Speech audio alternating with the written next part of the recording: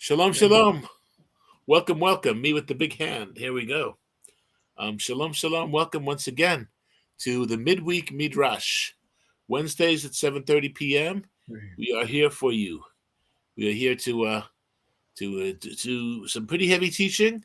And to my left and to your right on the screen is the epic Hebraist Herman, and he's going to be doing some great stuff again tonight. And we're going to get into the narrative. Yes, believe it or not, we're actually going to start the narrative, which begins with verse 22, before the blessing, the prelude to the blessing. So we're going to get there.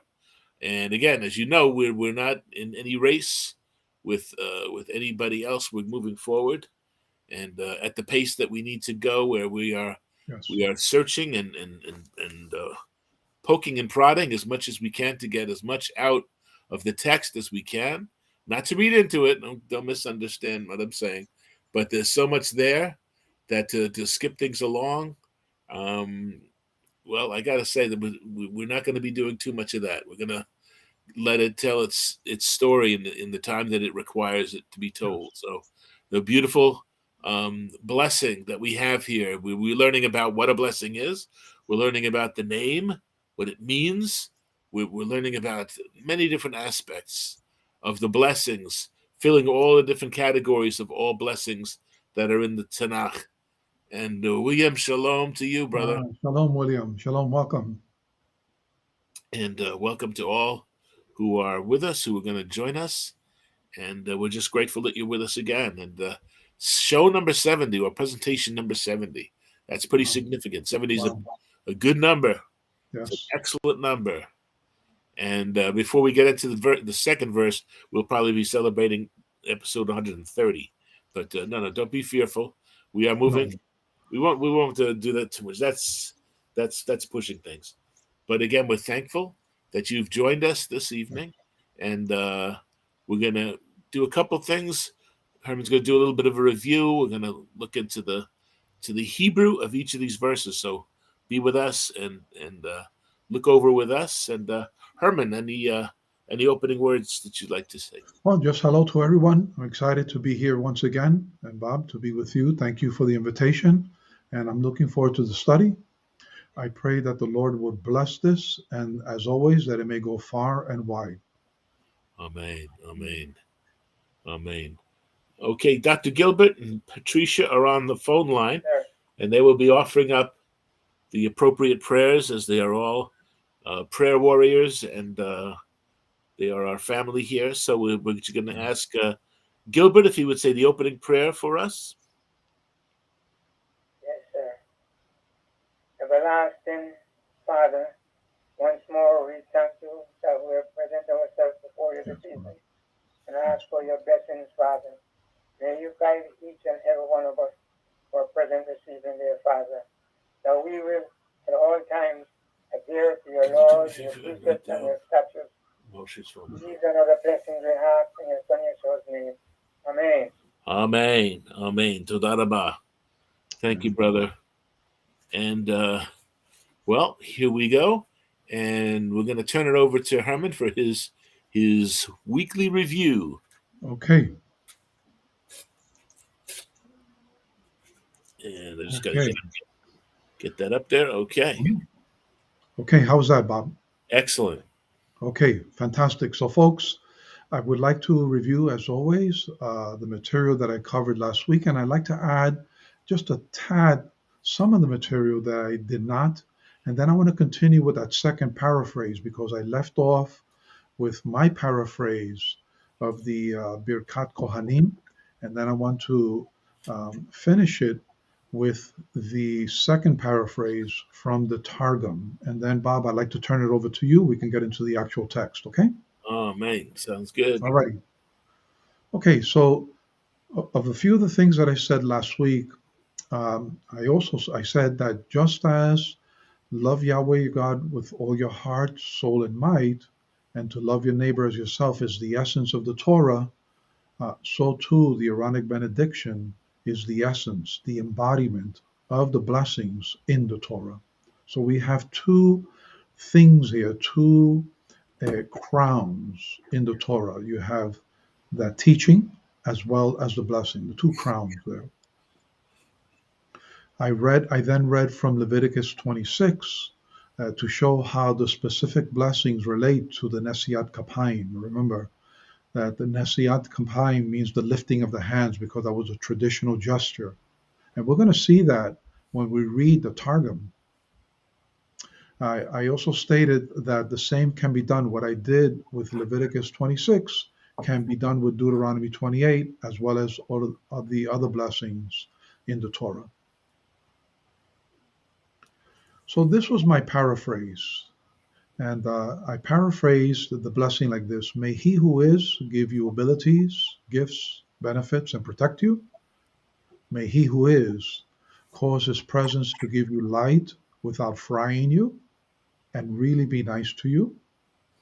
May he who is look upon you with favor and give you wholeness of being, of body, mind, and of spirit.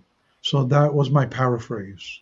And I'm pretty sure that some may have raised some eyebrows on, he who is, where did he get that from? I hope to explain that a little bit. I didn't explain that as much last week, but I hope to touch on that a little, just a little today. I also stated that I added the word may in the paraphrase, may the Lord bless you, may the Lord keep you, and so on, because the verbs are Joseph in meaning, although they are not in form. However, verse 25, Ya'er, is Joseph. Okay, so like for instance, verse 25, where it says, Ya'er Yahweh panav elecha vi chuneka. Notice the mapik there. This verb here is in the Joseph, okay? And since verse 25 is in the Joseph, the whole blessing may be understood as Joseph. And I described the Joseph as being a verb form which expresses wish, desire, intent, or a request. And all of that, of course, depends on the context. So I want to give an example of what the Joseph is, so you can get a feeling of what that is in the English. Okay, so here I have 4 sentences, and they're all in English, of course, and they're different forms of sentences. So, and I'm the star. Of course, of course, you're the star. Indeed, no doubt about it.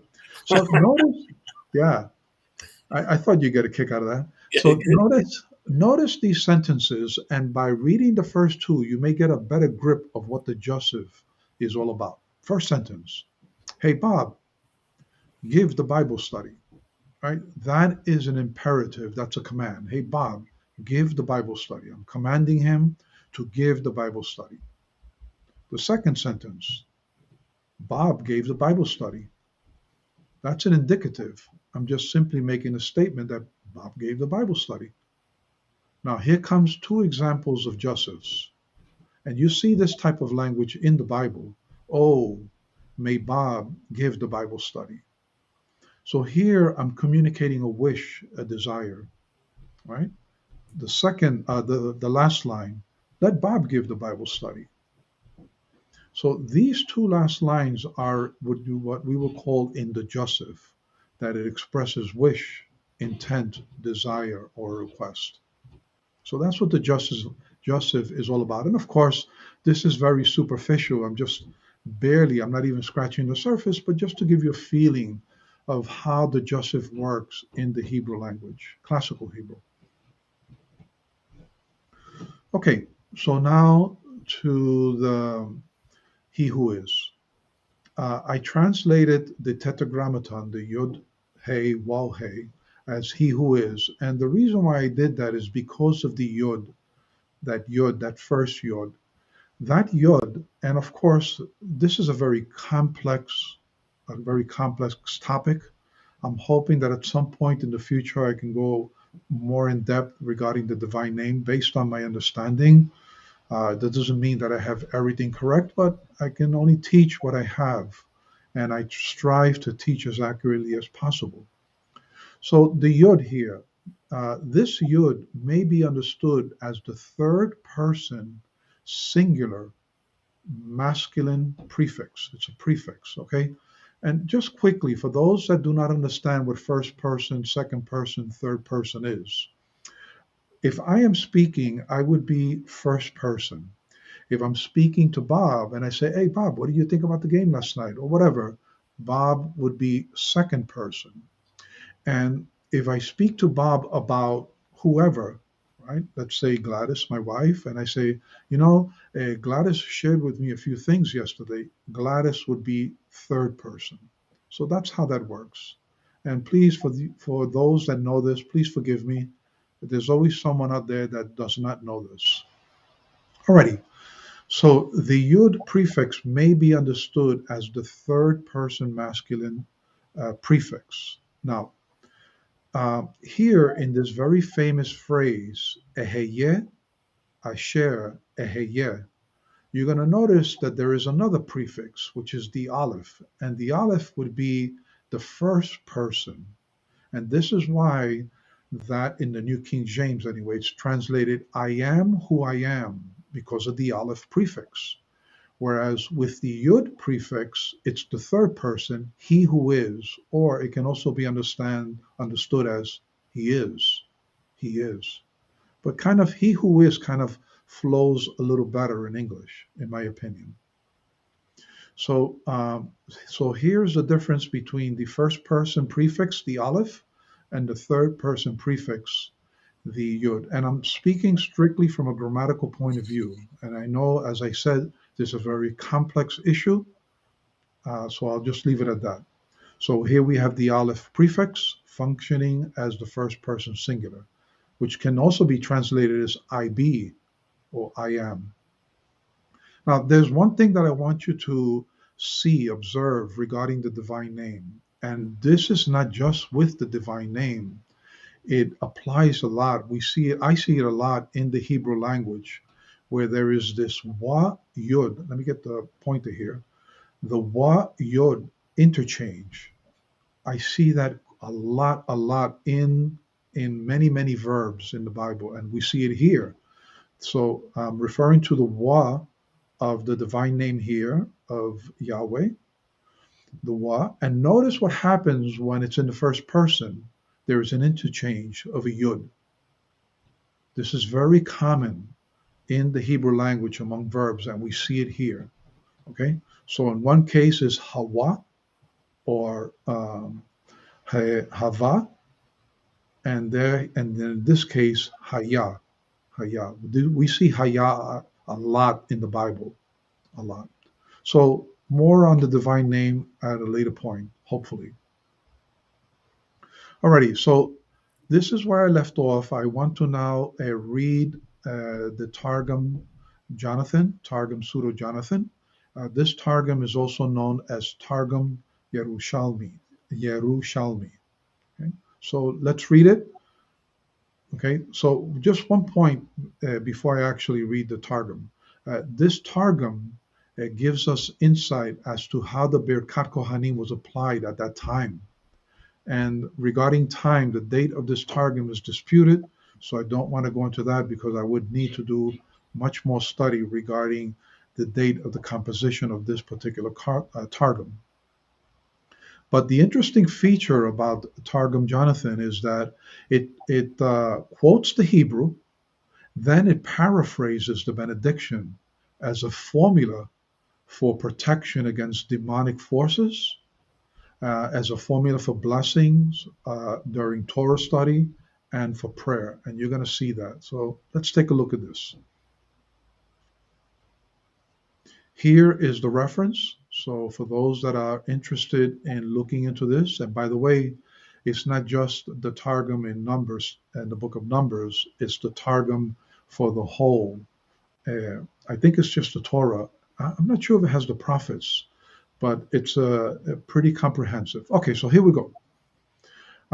It says, and the Lord spake to Moshe, saying, speak with Aharon and his sons, saying, thus shall you bless the children of Israel, while spreading forth the hands. Notice the Nesiat Kapayim, the lifting of the hands, from the high place. Remember, I spoke about the duchenan, the platform, in this tongue, in the Hebrew tongue, according to rabbinic tradition. So notice how this Targum subtly, very subtly, speaks about the raising of the hands, the Nesiat Kapayim, and the duchen, the platform. All right, and then it says, here's the quote from the Hebrew: "The Lord bless you and keep you. The Lord make his face to shine upon you and gracious to you and gracious unto thee." I'm sorry, I'm used to reading you. "The Lord lift up his countenance upon thee and grant thee peace." Now, here comes the paraphrase / commentary. "The Lord bless thee in all thy business and keep thee from demons of the night and things that cause terror, and from the demons of the noon and of the morning, and from malignant spirits, arid phantoms." Interesting how they apply the to keep the element of protection. They apply it to spiritual protection against demonic forces. Very interesting. Then the second paragraph: "The Lord make his face to shine upon thee when occupied in the law, in the Torah, and reveal to thee its secrets and be merciful to thee." So there the blessing of his presence is in relation to Torah study.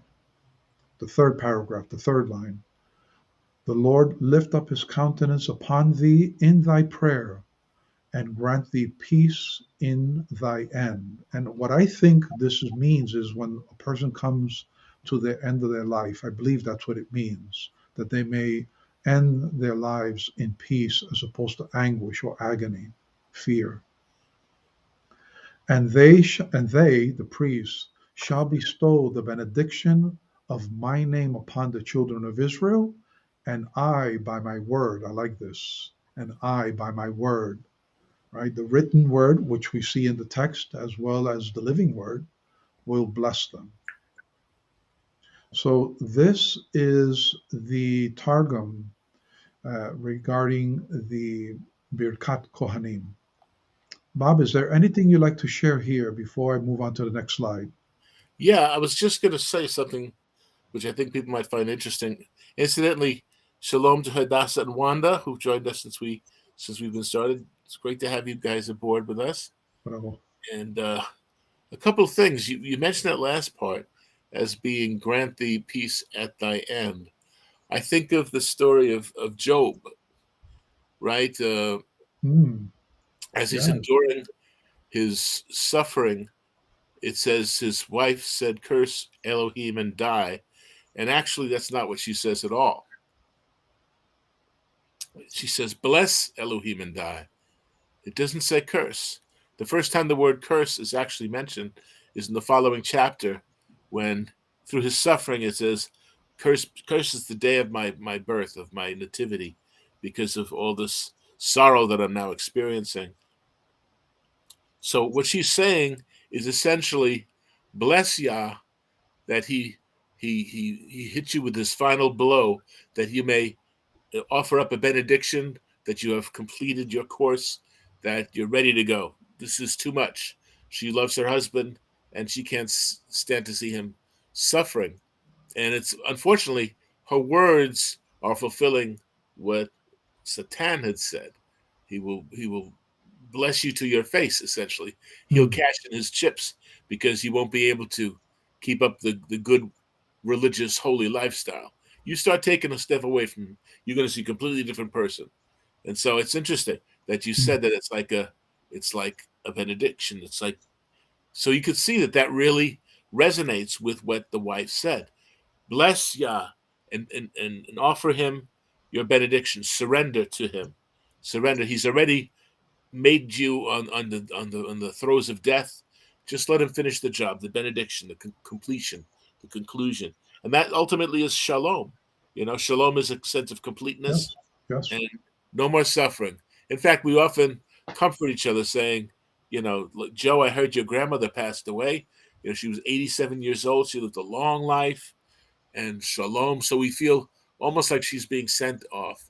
We miss her, and we sad at the passing, but at the same time, it's like it's okay. Let it go. Let it be, and you're Yeah. comforted by that. Another thing, as you were saying, the lifting of the hands is a euphemism for this blessing. Yes. Lifting of the hands. And I mentioned a few weeks ago, and I want to reemphasize it.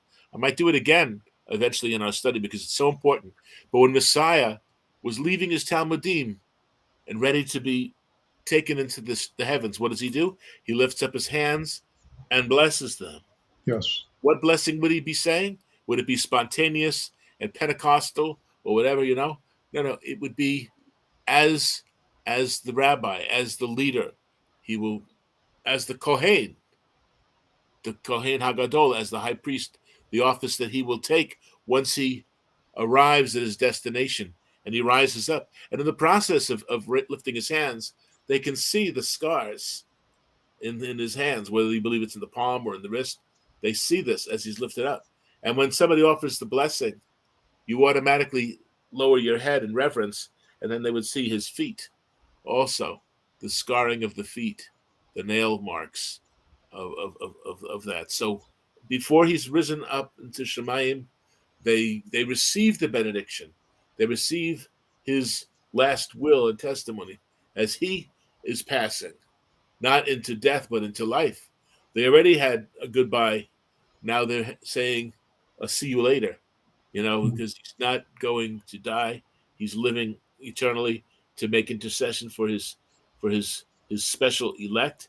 So he's going up to begin that office where he's limited to dealing with 12 people or 120 people.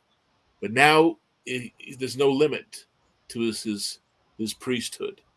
So I just thought I'd mention those couple things.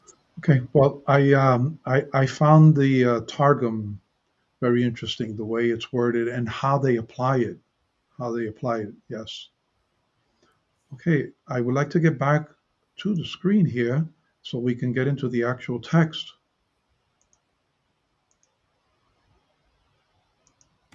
Okay, so that's the end of my review, Bob. And here we have Numbers chapter 6, verse 22. All for you. Okay. And just if you have your scriptures open, we are in the book of Numbers, Bamidbar, in the wilderness, chapter 6. I'm just going to read 22 and 23 in the English, okay?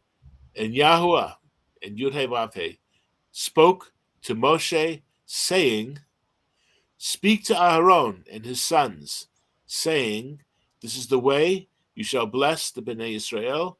Say to them, and then accordingly we follow with the blessing itself. But interesting how it's Yah speaks to Moshe, saying to do this, and then and what he says is for Moshe to speak to Aaron and his sons, again telling him that this is the way you are to bless the Bnei Israel, and you shall say to them thus. So this is the way. This is the way that we get the blessing. This is the blessing that Messiah gave before he ascended. So we'll go into the Hebrew here. Bob, would you like me to bring up verse 23 as well and put them together since you're going to teach on both of them? Well, I just thought I'd read the two. Okay. If we get past the 22, then perhaps. Well, it's 7:54 now, so there's a good chance we can get into that. We won't rush it, but let's see. Okay, so yeah, if you have them both on one card, that would be good. I don't, but I can bring them up. I can put them back to back. If you just give me one moment. Okay, well, let's start with the 23, and we'll see if we need to go to 24. Okay. Alrighty.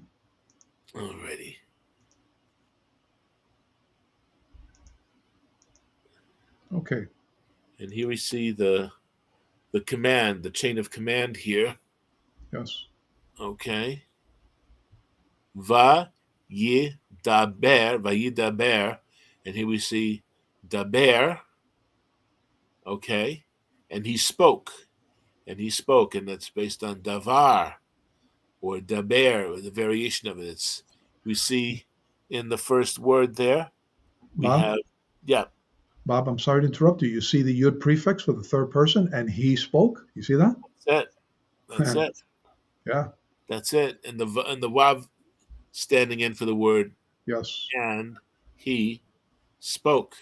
And we Yes. see the dagesh in the bait, whereas it's not there in the formal verb, which is to the word, or it can also refer to a matter, or Correct. advice, or an answer, something in response. Okay, so that's the first word there. Bob, Ve, I'm ya, sorry. I'm sorry to interject. yeah. The reason why that dagish is in the bait is because it's in what you call the PL verb stem, PL stem. And I promise I won't interrupt anymore. No, no, that's it. That's what we're doing. That's fine. Yeah. Absolutely fine. So we know davar is the word, hadavar, Correct. the davar Yahuwah, the davar of Elohim. The Bible is the devarim, the words. And in Correct. fact, the book of Deuteronomy is referred to as devarim and the words, because all the books of the Chumash, the first 5 books, the Pentateuch, if you will, which means the 5 books also, are referred to in the Hebrew by the first words of that book. Like Genesis is Bereshit, which is in the beginning or at the very head. Okay, and Exodus is Shemot. Shem is the word for name, and the names, Shemot is plural, the names.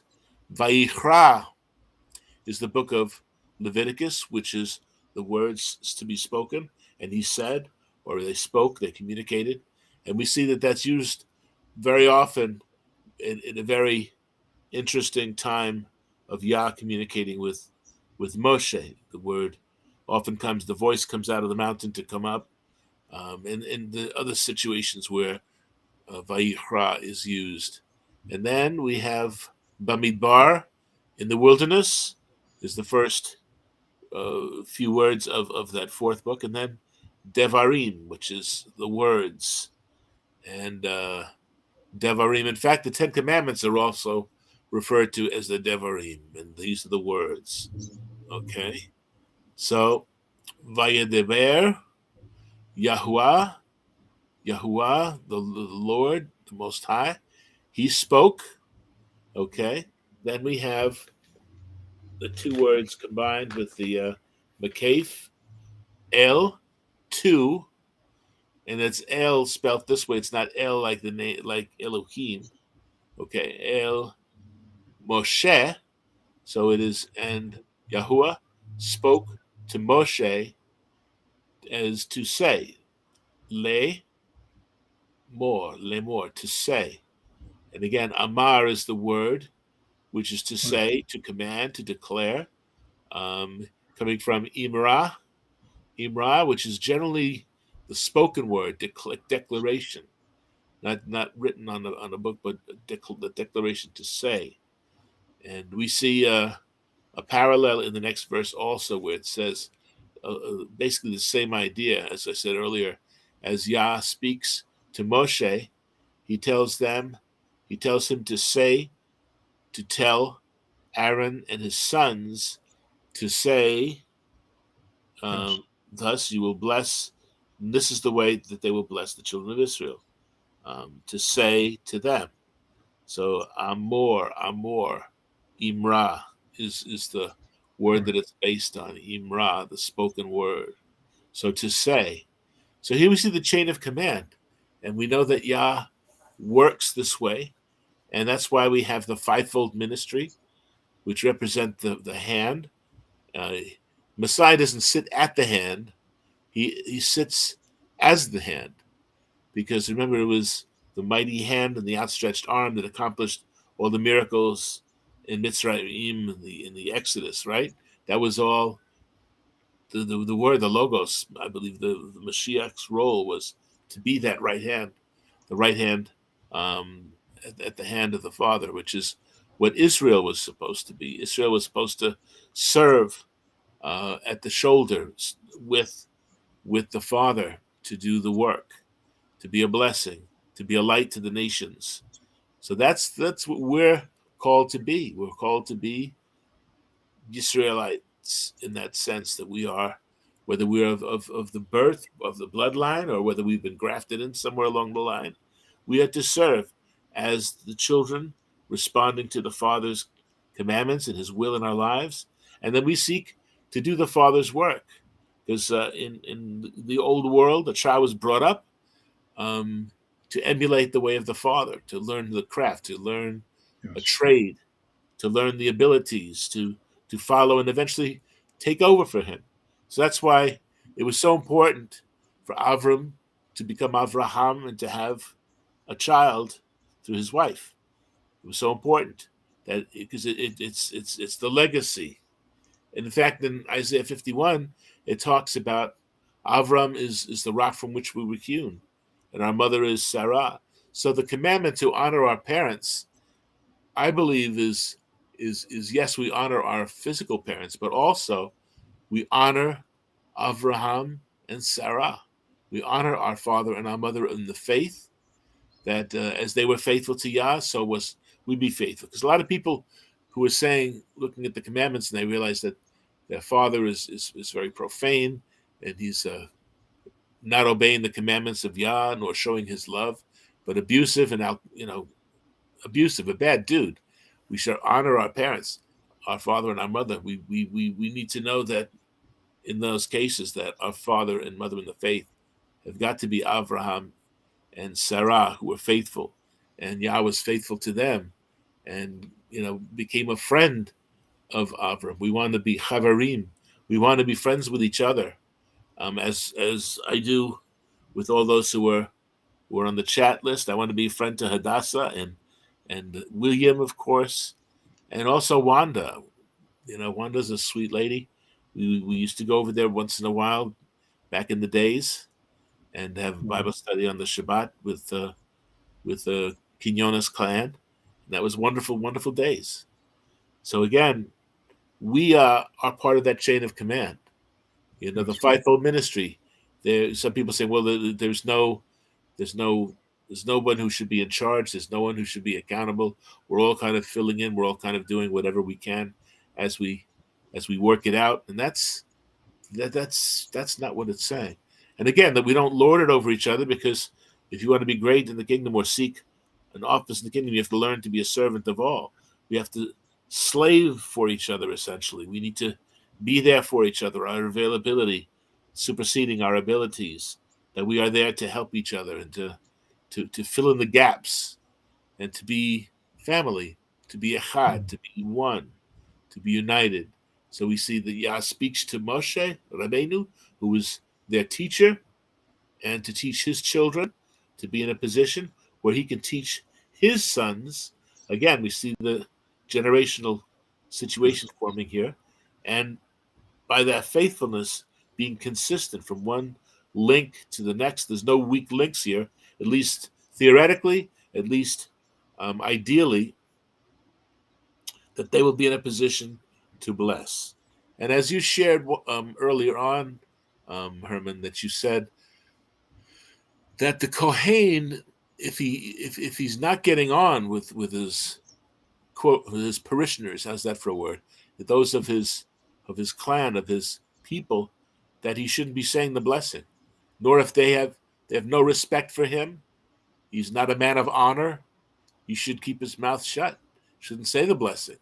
But if there's that koinonia, that fellowship in the faith, where we recognize that we can say that you're the leader without saying, I'm going to be your groveling slave and you can exploit me, and I'm going to treat you like your Elohim. It's we take things to the nth degree. If an effective minister, you wouldn't really necessarily know if you visit the congregation who the minister is, because there's nobody who's lording it over with the biggest voice and this or that. And even as my old days in Beit Tefillah, my only concern was that I would be where the buck would stop if some situation, trouble or problems would arise. Then I would be willing to to do that. I didn't want to be anyone's boss. I would make a horrible boss because I wouldn't teach and discipline properly. If somebody's exploiting, I'm a little shy there. So anyway, so we see the chain of command here, and before the blessing is uttered, we have to make sure how it's being done. This is the way you are to do it. And I don't know if we're going to get to 23 or not. Well, I can, Bob, if you wish, I can present verse 23 here on the screen. It'll take me a moment. Okay. But Do you I'd have be any happy- comments on the first verse here, though? Excuse me? Do you have any comments on this verse before Yes, I we do. do? Yes, Okay. I do. Yes. Then why don't you Yes. do that first? Okay. Alrighty. So give me one moment. Once again, please. Okay, Bob, how was that? That's looking better. Okay, so there's a verse there. I'm going to focus a little bit on Moses here. Of course, there's a few things that can be said, but I want to focus on Moses, and I want to ask a trivia question, a question that you may or may not have never thought about. But I'm going to ask the question, and I'll give the audience, those that are on the chat now, as well as those in the future, to give it a shot in the answer. All right, hold on. Oh, sorry, I got the wrong one here. Let me, sorry, I got the wrong one. I need to go to my notes. All righty. Bob, how's that? Okay, I didn't have, I'm not projecting anything on the screen. I just wanted to go to my notes. I clicked on the wrong Okay. thingy there. All righty, so it says, and the Lord spoke to Moses, right? We read that phrase so many times, and the Lord spoke to Moses, and the Lord spoke to Moses. But I'm afraid that we often skip over the immensity of those words, that Yahweh actually spoke to Moses. That is a very big deal. Take a moment. If you want to know how big of a deal that is, take a moment and imagine that you were Moses. Put yourself in his sandals, and you can actually hear his voice, and he converses with you face to face, like a friend does face to face, and actually have a conversation. That is absolutely amazing. He heard directly from the Almighty. Imagine if that were you. What an Yeah. experience! What an experience you would have. What a privilege and an honor, right? That would be, and at the same time, what a responsibility. Oh yeah. What a responsibility. So, folks, the next time you read those words, right, don't just skip over. Take a moment and just imagine the next time you read, and the Lord spoke to Moses, just say, and the Lord spoke to William, and the Lord spoke to Bob, the Lord spoke to me. And just put yourself in Moses' sandals for a moment and just imagine what that would be. It is an absolutely beautiful thing. And this is our hope and our aspiration. My hope, anyway, I can say my hope that one day I can be with him and hear from him directly and rejoice in his presence. And then I can say the Lord spoke to Herman. Alrighty. So Moses, as I said, I want to focus a little bit about Moses. Much can be said about Moses, but I want to highlight one little point, and I want to do so through a trivia question. So here's the question, folks. Was Moses the firstborn? Was he the middle child? Or was he the baby? And by the way, for those that may be listening in other countries, I grew up in New York City, and normally we have an expression that the youngest child is often the baby. He may be 30 years old, but he's the baby. So that's the question, folks. Was Moses, and there is a reason for this. So just bear with me as I ask this question. Was Moses the firstborn, the middle child, or was he the baby of the family? Okay. Now, I asked that question because as I was chewing through the text, I felt that the Lord gave me a pretty important lesson from this birth order. Okay, so bear with me. I want to bring out that lesson. But let me just go back here. Has anyone, Bob, because I have my notes in front of me, I don't see anything else. Has anyone chimed in. Okay, so it says, William, I ask this privilege always.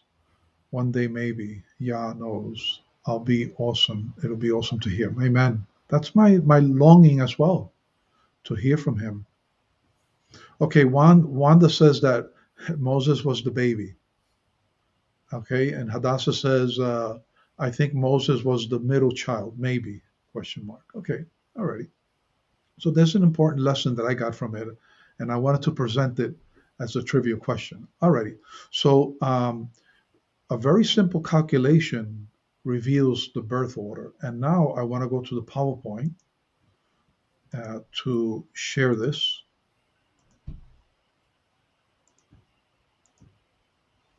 Okay, Bob, please let me know. There's our verse. Okay, so the birth order, so bear with me before I get to the actual lesson. Here's the birth order. Regarding Miriam. Bob, do you see that there, Miriam? Yeah.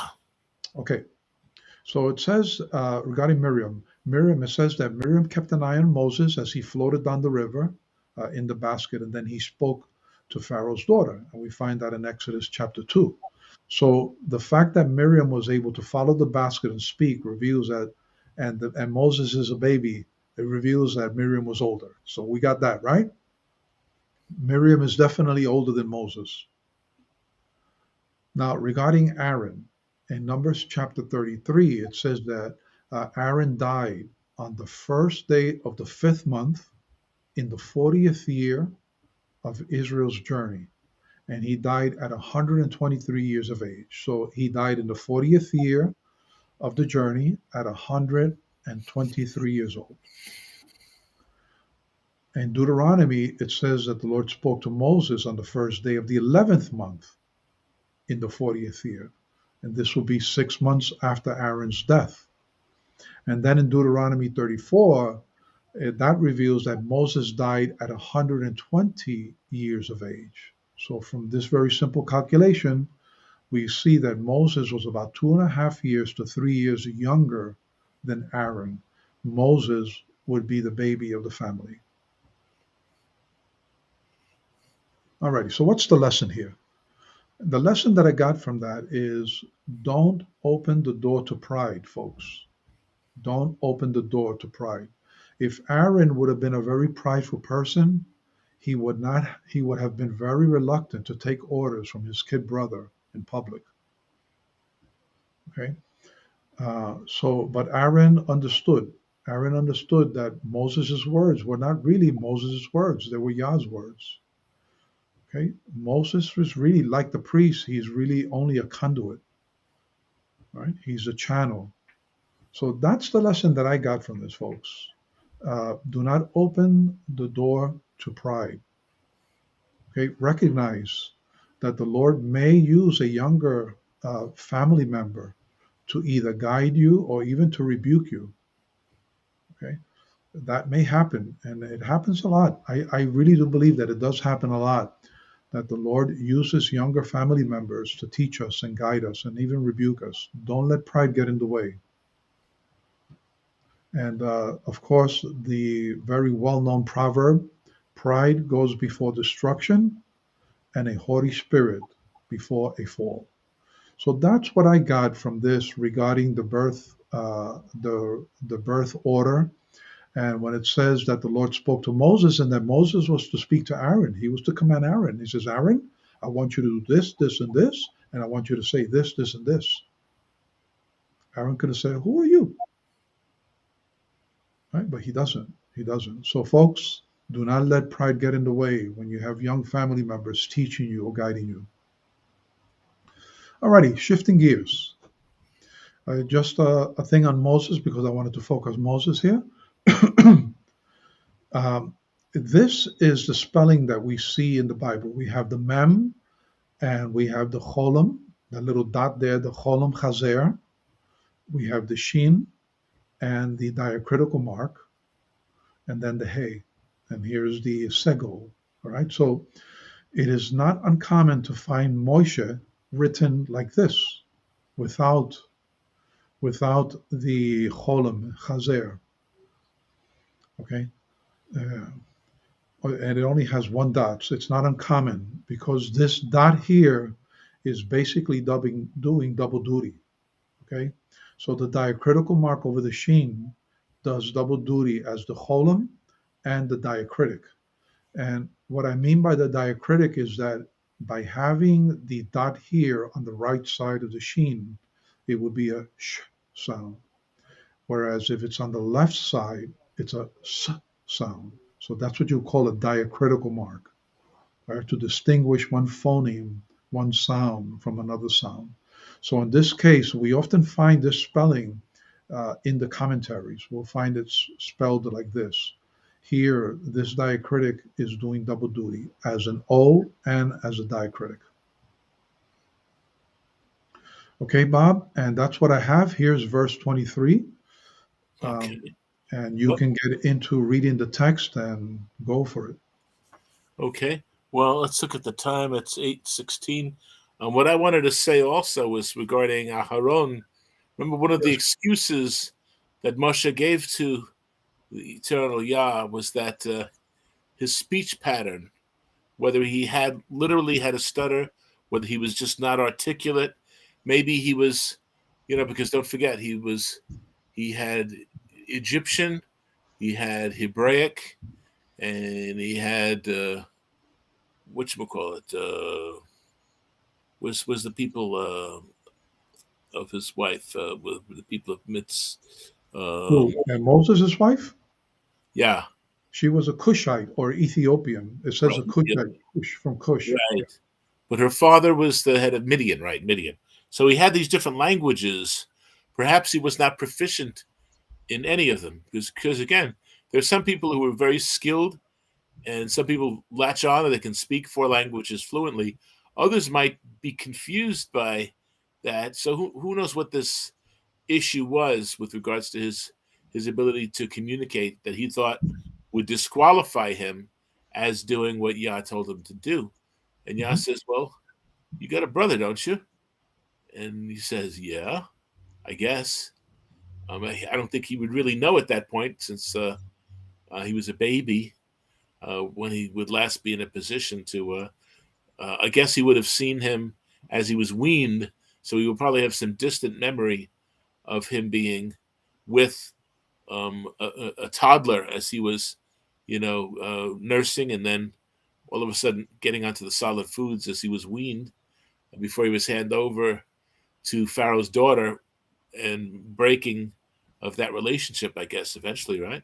So, but Aharon became the spokesman with regards to the dealing with Pharaoh and them. Was he not? He was. Yes. He was the one. Okay, but if only for the sake of kind of putting Moshe in his place. I'll tell you if you're disqualified. And he did, in fact, tell him that he would not set his foot in the promised land while he lived and led the people.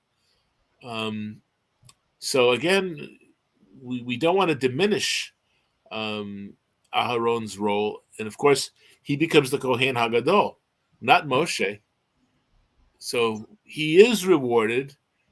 He's not ignored where Moshe gets all the credit. Of course, he doesn't have the same character as Moshe, because we know that Moshe is described as being super humble, but also being our teacher. He is the teacher. What is that? What does it say in that one psalm? The people know this, but the meaning was given to Moshe. He was given the intimate understanding that he was able to latch onto. I mean, beyond his ability to communicate to others, but he was the workman. He was definitely the workman, and there was no mistaking that Aaron understood his place. But he was not without honor, not without being an important figurehead, that he was the one who would be dressed lavishly, though he is the one that all eyes would be on with regards to the duties of the Mishkan and, in the wilderness, when they would look for somebody, That's why they kept saying we want to go back to Egypt. And that's why it says clearly that Yah took them in a different way. Instead of going through the the Philistine way. He took them a whole different way, so that if they wanted to go back, they wouldn't know how to go back. Was one of the things, and that's why they were always saying we got to pick somebody to lead us back, because Moshe won't do it, and certainly anyone in that triumvirate of Moshe and Aharon and Miriam, they obviously wouldn't take them back. But again, so they were just like Miriam was the eldest, and she exerted great authority also, and they did get a little petty at one point in Moshe's life, where they had to be put in their place, and there was a leprosy involved, which also, when we see that form of leprosy came upon those people who were, chatters, rumor mongers, and misleading people or whatever, but again with Aharon, he got the best wardrobe, and he was the main guy with the service, and he had the sons. We don't really hear much about Moshe's kids, but Aaron's had these impressive young lads. Of course, two of them didn't last very long on the job or on the earth, for that matter. But that was the organization of the Kohanim, that he had to be of that role, of that. He it was understood that they wouldn't be barons rather. They wouldn't be land barons, but they would be intimately involved in the work of Yah, and he would feed them. All the first fruit sacrifices and offerings, that was to feed the Levi'im and the Kohanim. So there was a very practical way that things were run, and even with the first fruits, which are followed by the offering of the wood, for the most part, the Levi'im did not go out chopping wood.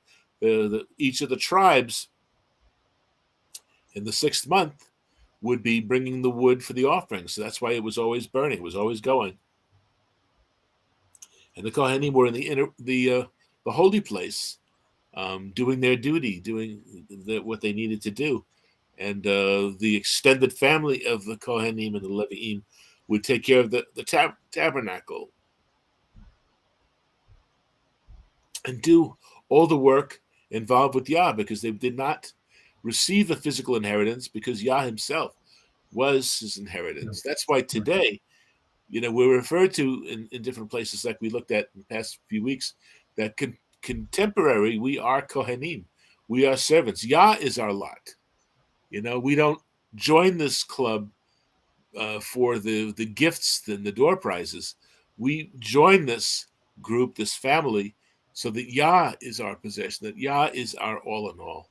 And beyond that, if Yah blesses you with a nice home or a nice job or whatever, that's icing on the cake, because Yah is our all in all. And we are Kohanim in the order of Melchizedek, which I believe is more of an office than an individual. I think that maybe Shem was also a teacher. In fact, I did a teaching on that a couple of weeks back, where all the lives, the Toldot message, where I talked about the families, the 10 families represented in the book of Bereshit, 10 families, and how that Shem was still alive.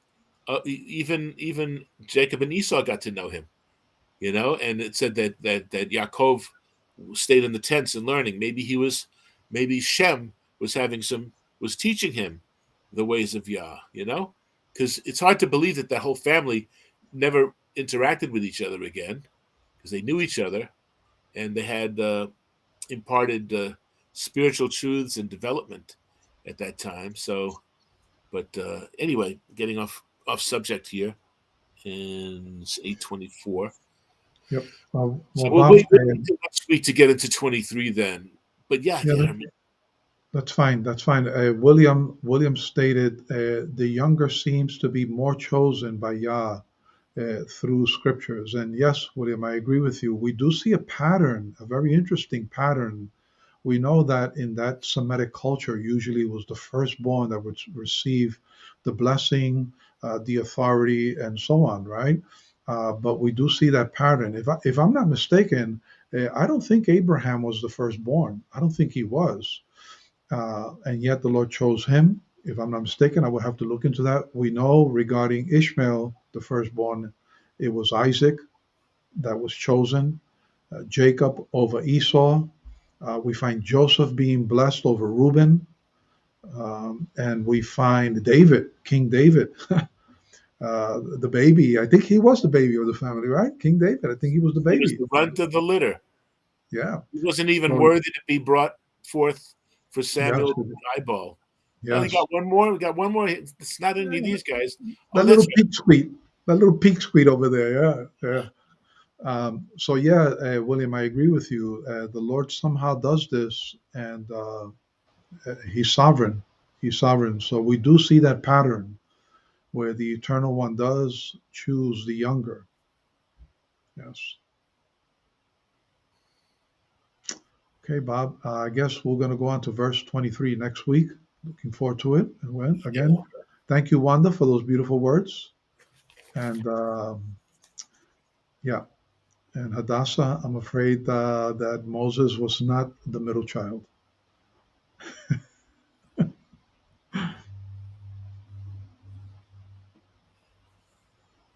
Yeah, by a couple months or a couple years. Yeah. But Yeah. again, when we were talking about the pride, and Esau thought he had the birthright, whether he behaved himself or behaved as the Kohen of the household in training, he obviously was not. He obviously was not of the character that would Mhm. be of the patriarch. But again, so there's no room for pride in the elder child, that they don't automatically get it, and I think that's why Yah through the records, he's not always impressed by the fact that, okay, you're supposed to be, but are you ready? Have you been chosen? Have you been called? And if you have been, by whom? How have you been developing? And regardless of whether you're the first, and like you said, with regards to Ruvain, he kind of lost his spot, Mhm.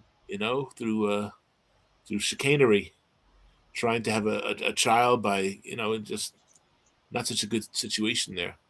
And Yehuda almost lost it, but he stayed faithful and he stuck up for Yosef. And so, yeah, and Yosef and Yehuda were the two primary of those children that went on to be Ephraim and Yehuda, the north and the southern kingdoms, going Yes. into the day that we're living in now. Ephraim and Manasseh, a great country, and then a country establishing other countries also. So, yeah, yeah, amen. Beautiful. Beautiful. All right, folks. Well, come back next week. We're going to tackle verse 23 and possibly 24. And yeah, we're just going to be plugging along. So please join us next week. Yes, indeed. We did promise you that we would eventually get into the text, and we have kept our word. Yes, we Yeah. did. Yes, we did indeed. Amen. And again, we want to thank you, those who have been on the chats, and don't be so shy next time.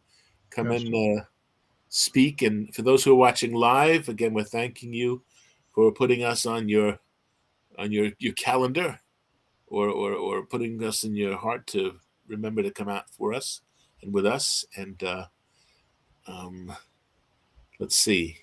So again, next Wednesday at 7:30 p.m. we will be here, Yes. and then on Yes. Shabbat at 11 a.m. we will be doing our Shabbat Torah service.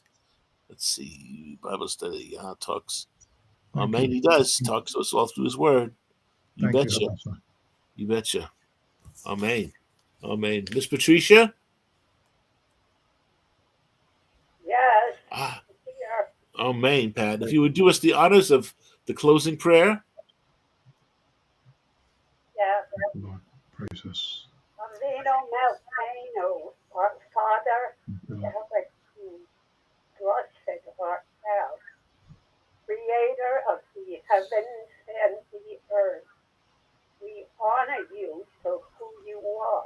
Yes. Hallelujah. Great is your faithfulness unto us. We look to you guidance each day.